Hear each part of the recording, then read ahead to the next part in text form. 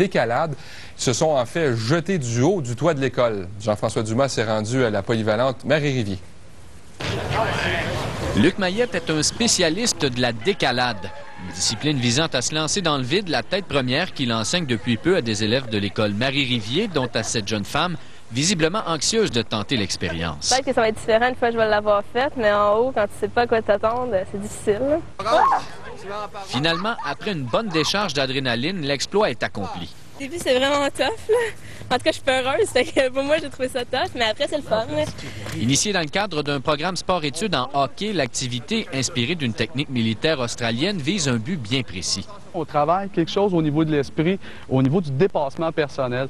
Tous les gens qui viennent s'en rendre compte qu'il y a un dépassement personnel qui se fait, où on sent vraiment qu'on s'est dépassé et où on a une très grande estime de soi après. En apparence dangereuse, la décalade demeure sécuritaire, assure cet ancien militaire. J'ai appris dans l'armée, mais les techniques étaient très rapides, très dangereuses. L'équipement aussi, jamais j'aurais, je pense, voulu l'initier les gens à ça. Là, on a changé les styles de cordes, les styles de ATC ici, qui est le ralentisseur, qui est plus facile à utiliser.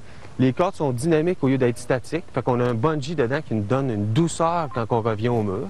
Un équipement qui, jumelé à une bonne dose de courage, semble assurer une descente en douceur. C'est le fun, on se sent bien, on se sent léger. On a assez des choses dans la vie, puis c'est hâte que l'école puisse nous faire permettre de faire ça. Là. Outre l'aspect spectaculaire, l'activité se révèle très efficace au point de vue pédagogique. L'espace de 3 heures, ça accélère la connaissance de nos jeunes pratiquement 3 mois avec des activités habituelles. Donc, en l'espace de 3 heures, ça va nous permettre de connaître chacun de nos jeunes comme il faut. Puis les autres aussi, ça va nous permettre de se connaître un et l'autre. Parions maintenant que l'idée suscitera de l'intérêt ailleurs en province. Jean-François Dumas, Radio-Canada, Drummondville.